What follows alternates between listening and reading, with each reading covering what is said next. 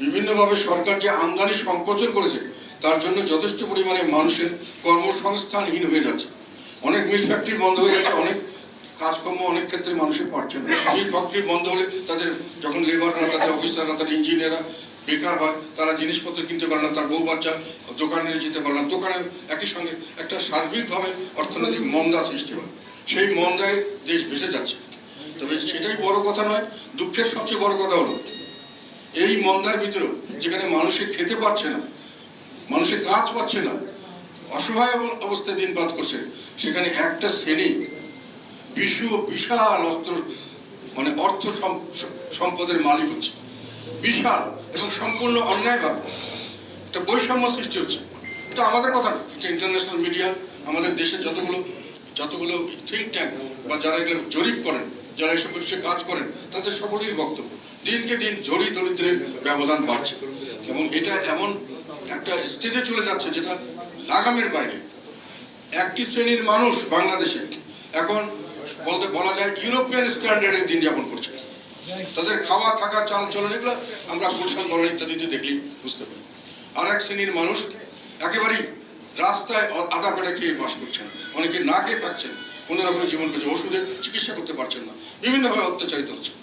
সেই নির্যাতন, এই যে একটা বৈষম্য, এই কারণে মানুষের মধ্যে হতাশা এবং ক্ষোভটা দিনকে দিন আরো বাড়ছে। মানুষের কিছু করার নাই। সবচেয়ে বড় কথা, করার নাই কেন?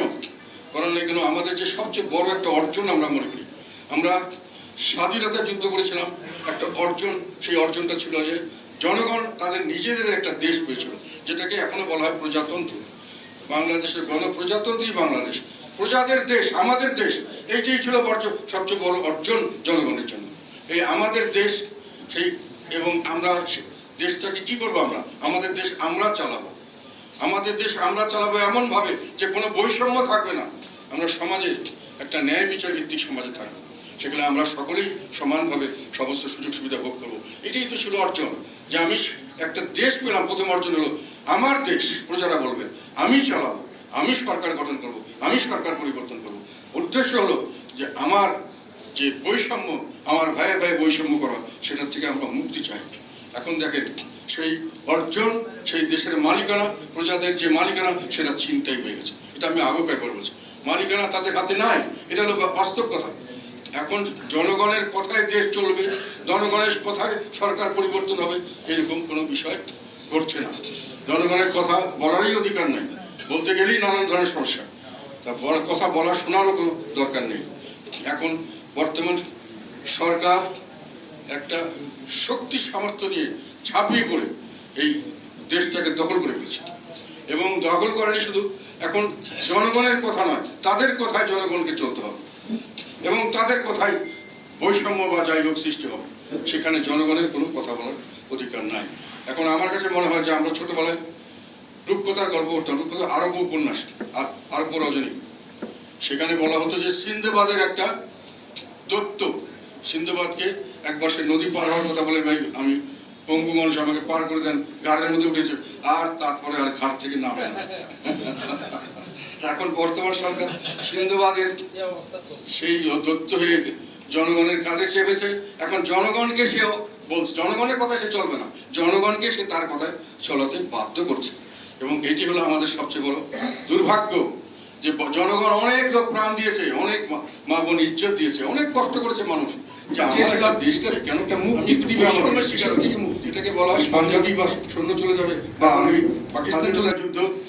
যদি সেইভাবে চিন্তা করি, স্বাধীনতার যুদ্ধ হয়েছিল 25শে মার্চের 71 সালে রাতে বা 26শে মার্চ থেকে স্বাধীনতার যুদ্ধ শুরু হয়েছিল। সেভাবে বললে মুক্তিযুদ্ধ কি সেদিন শুরু হয়েছিল? না, মুক্তিযুদ্ধ শুরু হয়েছিল আরো 1000 বছর আগে। বাঙালিরা যখনই বৈষম্যের শিকার হয়েছে তখনই তারা প্রতিবাদ করছে। সেই প্রতিবাদে 21শে ফেব্রুয়ারি এসছে। 21শে ফেব্রুয়ারি হলে আমাদের ভাষার জন্য ভালোবাসা, সেটা একমাত্র কারণ নয়। ভাষাকে আমরা জায়গার মতো নিতে পারছি না, যে কারণে আমাদেরকে বঞ্চিত করার জন্য ভাষাকে আমাদেরকে দূরে সরিয়ে রাখছে। রাষ্ট্রভাষা করতে না দেওয়া মানে আমি রাষ্ট্রীয় কোনো কার্যে অংশগ্রহণ করতে পারবো না, আমাকে বঞ্চিত করার জন্য, শোষণ করার জন্য করা হচ্ছে। তারই প্রতিবাদ হয়েছিল। এখন বিভিন্ন জায়গায় শহীদ মিনার করা হচ্ছে, সরকারি দল শহীদ মিনার করে, ভালো, শহীদ মিনার পৃথিবীর কোথাও আমি একেবারে ঘরে ঘরে শহীদ মিনার দেখিনি, এটা আমি খারাপও মনে করি না। তবে শহীদ মিনারের উপরে একটা ব্যানার লাগানো উচিত ছিল সব শহীদ মিনার, যে বৈষম্য নিপাত যাক।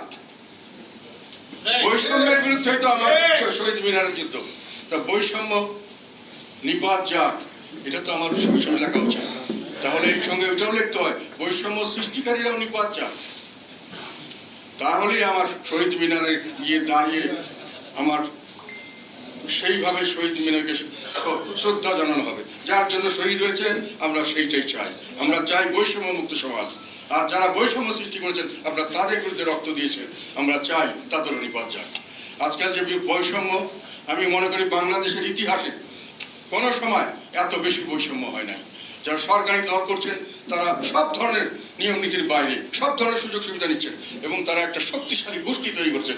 সেটা রাজনৈতিক দল হিসেবে আমার মনে হয় না, একটা গোষ্ঠী, শক্তিশালী একটা সংঘবদ্ধ দল জনগণের কাঁধে চেপে বসেছেন।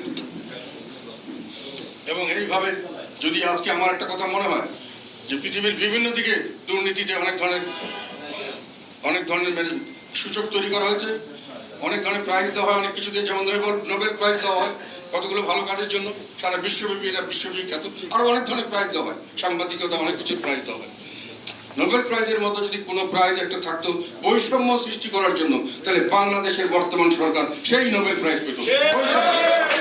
বৈষম্য সৃষ্টির নোবেল প্রাইজ বাংলাদেশ সরকারকে দেওয়া উচিত ছিল। এমন কোনো বিষয় নাই যেখানে তারা বৈষম্য করছেন না। চাকরি বাকরি, ব্যবসা বাণিজ্য, হাটে চলা, ব্যবসা, যেখানে যাবেন প্রথম কথা হলো আপনি সরকারি দলের সদস্য কিনা।